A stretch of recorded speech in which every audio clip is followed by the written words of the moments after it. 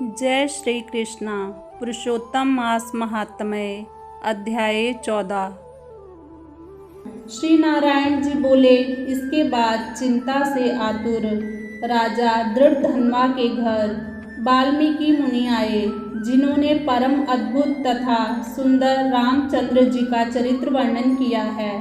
राजा दृढ़धन्वा ने दूर से ही वाल्मीकि मुनि को आते हुए देखकर घबराहट के साथ जल्दी से उठकर भक्ति युक्त हो उनके चरणों में दंडवत प्रणाम किया। भली भांति पूजा कर उत्तम आसन पर ऋषि को बिठाकर उनके चरणों को गोद में लेकर दोनों हाथों से धोया और उस चरणोदक को बड़े हर्ष के साथ सिर से धारण कर शुक पक्षी की बात स्मरण करता हुआ राजा दृढ़धन्वा ने मधुर वचन से यूं कहा। दृढ़धन्वा बोला, हे भगवान, इस समय मैं कृतकृत्य हूँ, भाग्यवान हूँ, मेरा जन्म सफल हुआ। हे प्रभु, आज मेरा मनोरथ पूर्ण हुआ। आज आपके प्रत्यक्ष दर्शन से शास्त्रादिकों के यथार्थ अर्थ का ज्ञान सफल हुआ। हे जगत के पावन करने वाले, आज मैं अपने भाग्य का क्या वर्णन करूं।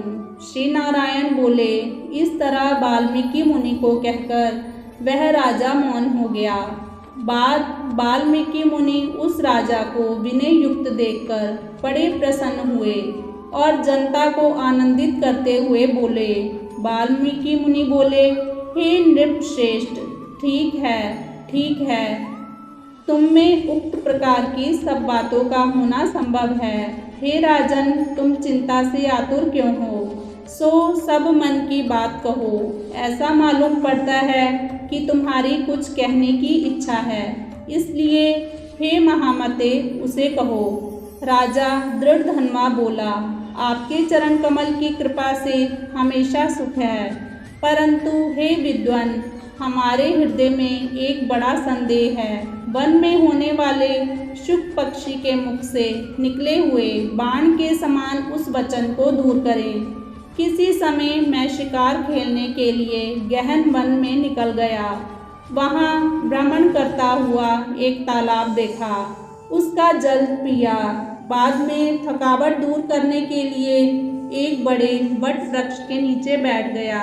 अत्यंत घनी तथा सुंदर छाया वाले और मन एवं नेत्र को आनंदित कर देने वाले उस वृक्ष पर बैठे हुए एक सुंदर शुक पक्षी को देखा। जब उस शुक पक्षी पर हमारी दृष्टि गई, तब उसने हमारे सम्मुख होकर एक श्लोक पढ़ा कि इस पृथ्वी पर विद्यमान अतुल सुख को देखकर तू तत्व का चिंतन नहीं करता है, तो इस संसार के पार कैसे जाएगा।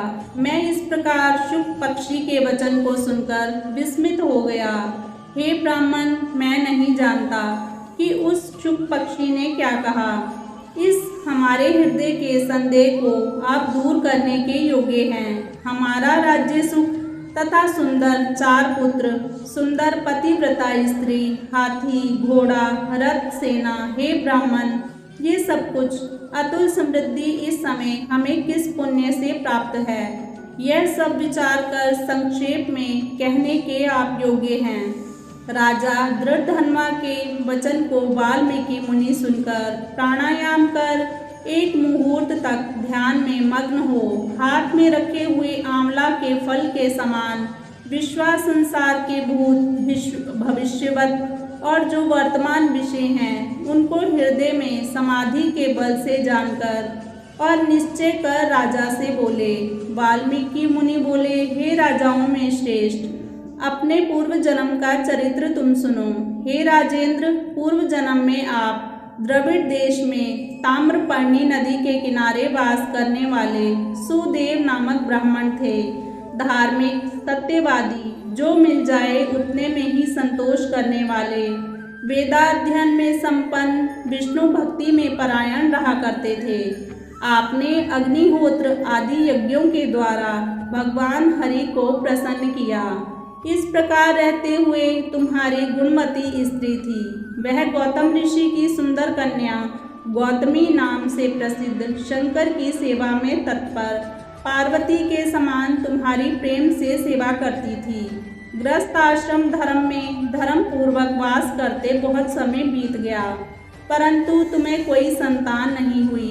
एक दिन अपनी स्त्री से सेवित आसन पर बैठा हुआ दुखित ब्राह्मण गदगद स्वर से बोला, अयि सुंदरी, संसार में पुत्र से बढ़कर दूसरा सुख नहीं है, और तपदान से उत्पन्न पुण्य दूसरे लोक में सुख देने वाला होता है। शुद्ध वंश में होने वाली संतान इस लोक में तथा परलोक में कल्याण करने वाली होती है। उस श्रेष्ठ पुत्र के ना मिलने से मेरा जीवन निष्फल है। ना तो मैंने पुत्र को प्यार किया और ना वेद पढ़ने के लिए सोने से जगाया, ना तो उसका विवाह किया, इसलिए मेरा जन्म व्यर्थ में चला गया। अभी मेरी मृत्यु हो, मेरे को आयुष्य प्रिय नहीं है। इस प्रकार अपने प्रिय पति का वचन सुनकर स्त्री गौतमी खिन्न मन हुई। बाद में धैर्य धारण करती हुई प्रिय वचन बोलने में चतुर, प्रिय पति के प्रेम में मग्न वह स्त्री अपने पति को समझाने के लिए सुंदर वचन बोली। गौतमी बोली, हे प्राणेश्वर, अब इस तरह तुच्छ वचनों को ना कहिए।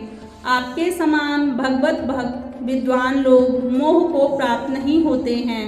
हे विभो, आप सत्य धर्म में तत्पर रहने वाले हो, आपने स्वर्ग को जीत लिया है। हे सुव्रत अर्थात हे सुंदर व्रत करने वाले, आप जैसे ज्ञानी को पुत्रों से सुख की प्राप्ति कैसी, अर्थात ज्ञानी पुरुष पुत्रों से होने वाले सुख की इच्छा नहीं करते। हे ब्राह्मण, पहले चित्रकेतु नामक राजा पुत्र शोक से संतप्त हुआ, तब नारद और अंगिरा ऋषि के आने पर पुत्र शोक से मुक्त हो संसार से उद्धार को प्राप्त हुआ। इसी प्रकार राजा अंगवेन नामक दुष्ट पुत्र के कारण रात्रि के समय वन को चला गया।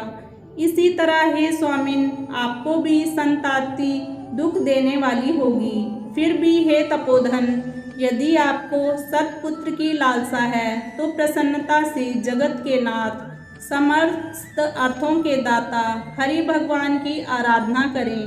हे ब्रह्मान, पहले सांख्याचार्य कर्दम ऋषि ने जिनकी आराधना कर पुत्र को प्राप्त किया, जो कि पुत्र योगियों में श्रेष्ठ कपिल देव नाम से प्रसिद्ध हुआ।